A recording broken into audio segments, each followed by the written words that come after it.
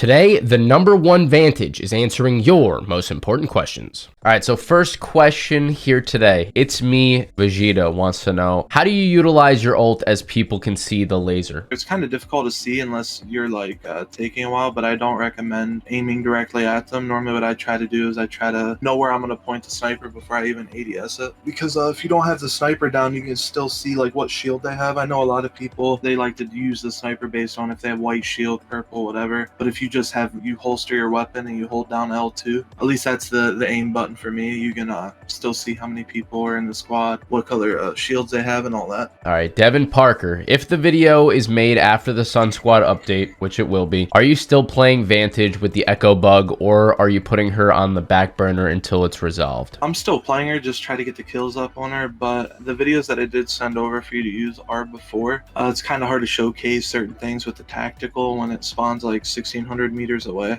So that's the main issue I've been having with that, but I still been playing her, just a little difficult. All right, now that's the bug, is that it spawns so far away? Because I'm not even familiar with if you hold down, I can send you a video through Twitter if you'd like, but if you hold down the tactical button to get a quick use out of it, it'll at times spawn either 100 meters away or like 2,000 meters away. It's like super random with that. Jeez. All right, Raze wants to know, how do you get out of situations with her tactical? Because whenever I do it, I die. Best case scenario is, I mean, it depends. If you're in a close 1v2 situation where it's you versus 2 enemies, my personal recommendation for that is to try to find some form of high ground near them, and if possible, behind them. Because right now it's bugged, so you can't do it. But if you hold down the tactical button, you should be able to go pretty quickly in that direction. And then from there, the issue is you just want to make sure you're maneuvering. If you slide before you go into it, at times it distorts the hitbox, which helps a lot as well, and just little things like that. All right, Linus wants to know, if you had to rate all of Vantage's skills, 1 being bad, 10 being good, what would you rate them? I'm assuming in comparison to the other legends, and if I had to rate her abilities, I would say the sniper. I don't personally use the sniper a lot unless I'm like playing ranked, which I don't play a ton of, but I'd probably give the sniper a solid 7 out of 10. I mean, it's a weapon that you get free ammo for, which is always good in certain scenarios. And then the tactical, to be honest, just for overall, I would rate it a solid like 8.5 out of 10. I personally love it. It's a lot of fun just in pubs, and I think it's a good advantage over an enemy to be able to distort just the whole situation, really, if you use it properly. All right, Obi has a question here. Do you think Vantage would be S tier if she had a smaller hitbox? Oh, 100%. I was actually talking to a lot of people about it, and if she had her abilities on like a Wraith hitbox, I mean, flying through the air like that, I'm pretty sure they did the hitbox to compensate with the abilities. But I mean, even Pathfinder, he has a grapple, and I compare a lot the grapple to the bat, even though they're two completely different things, but in certain situations they're not, and just having that small of a hitbox would definitely, I personally think it would make her S tier for sure. Ultima wants to know, is there ever a scenario where you leave your Echo out? If not, is there a change you'd like to see to her tactical ability to make that part less redundant? I personally like Echo where it is, but I do leave it out at times whenever I know I'm going to have to go a certain spot. Like if I'm just pushing right away to get a knock and then I'm going to go right back to the high ground, I might just leave Echo kind of floating up there just so it's a little bit less of a hassle. And if I have to reposition, I don't have to hold down on circle as long, if that makes sense. Oh, and I should also say my tactical is circle, so that's why I said that. But yeah, so I think it's in a good state. I wouldn't personally change it. Matthew Simon wants to know, how does the targeting actually work? So if you're talking about the ult, the tagging basically works. If you hit an enemy with the first bullet, you do 50 damage unless it's a headshot or they have a fortified, and then all other damage dealt to that character for a very short period of time, I'm not totally sure how long, does an increased amount of damage. I know for an example, on a wingman it's more noticeable because it normally does 45 to someone without fortified, and that bumped up to 51 for a body shot, which can be some pretty serious damage. And then obviously if you hit the second bullet with the sniper consecutively, then it's 150 damage. And if you're talking about without the ult, it basically just, when you're holstered your gun, of course, and you scan down, it basically just shows you how many people are in the squad and what type of shields they have. Ladies and gentlemen, let me ask you a question real quick. Are you tired of being tired? Do you need a little pick-me-up before you go to the gym or before you hop on to play Apex Legends? Well, let me tell you something here. Glitch Energy is going to give you that energy that you desperately need. All right, 20% off if you use code SWEAT at checkout. I even have my own flavor. Go over to glitchenergy.com. Like I said, use code SWEAT at checkout for 20% off. All right, Toaster wants to know, what is the worst possible situation to be in with Vantage? Worst possible situation is to use your bird to push a fight, and then there's 3 people with fortified. Probably the worst situations that I've been in with Vantage. But I don't know, pretty much just any situation where you don't have your bird. I mean, it comes back pretty fast, but if you're in a situation stuck against an unfair fight, say if they have better shields or anything of the sort, a lot of people think she has fortified, but she doesn't. So it that kind of affects that a little bit too. But basically, just any situation where they have a large advantage, which would be, in my opinion, 3 legends with fortified right next to you. Okay, question from Zample. Would you consider Vantage to be viable in ranked for the information that she gathers about an enemy team using her passive ability? I'm obviously a little bit biased, but I definitely think it's a really good advantage to have in certain situations. Now, I haven't pushed a pred. I plan on doing a solo to masters with her, just see how difficult it is compared to other legends that I've done it with in the past. But based off of my current knowledge, having knowledge over the enemy is always good. I know back in the day, a lot of people would use Bangalore smoke tags to see the armor, and now with Vantage, you don't even have to worry about that. You can get a scan and see exactly how many people, what shields. I mean, that could really win you an easy KP fight. Say they just res 2 people and you didn't know, and then with Vantage you know. So it's always nice, in my opinion. All right, so Danny wants to know, what are your best tips on how to get better with Vantage? Let's say when you're first starting out with her, and then when you're more experienced as well. I say when you're first starting out, I know a lot of people come to me and say they struggle with the sniper drop off because it's a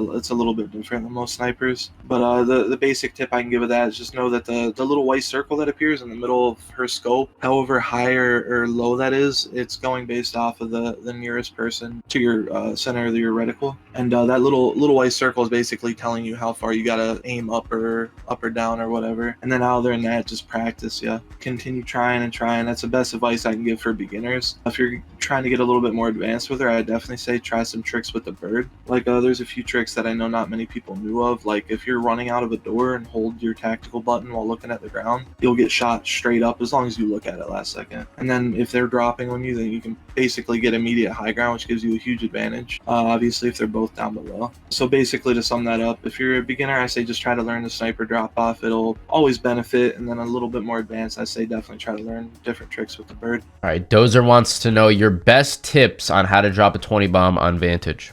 Try to get as close to 10 kills as you can before there's 20 people alive.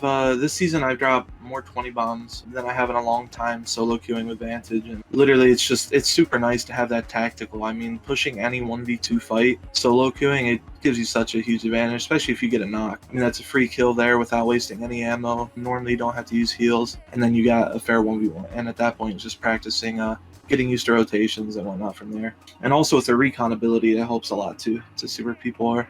All right, Insomniac has a question here. Do you use your ult to shoot from afar to push, or when you're getting pushed? I use it just to try to get, if I'm getting pushed, depending if they're close, I normally don't use it. But if they're far or someone's a decent distance away, I'll always try to use the sniper just to create more distance, especially in the scenario of getting pushed. Because 9 chances out of 10, you hit someone for 50 health, they're not just going to keep pushing, you know what I mean? And even if they do, then they're going to deal or be dealt extra damage and have that 50 less health. So, I mean, it's always viable in either situation. I also like using it right before I push. Like I said earlier, very helpful when you're pushing a fight to get that extra damage and for them to have less health to start off with anyway. All right, Carnage wants to know your preferred team comp when playing as Vantage. I don't think I really have a preferred team comp, but I'm assuming it would always be nice to have some form of healer, whether it's Newcastle or Lifeline. I normally have the most fun when I'm playing with a Lifeline and then a Pathfinder, just because 2 people that have different forms of high ground. I would say Horizon, but Horizon's kind of OP in my personal opinion at the moment. So a lot of people would flame me if I played with a ton of Horizons, but I definitely think I have the most enjoyment playing with a Pathfinder Lifeline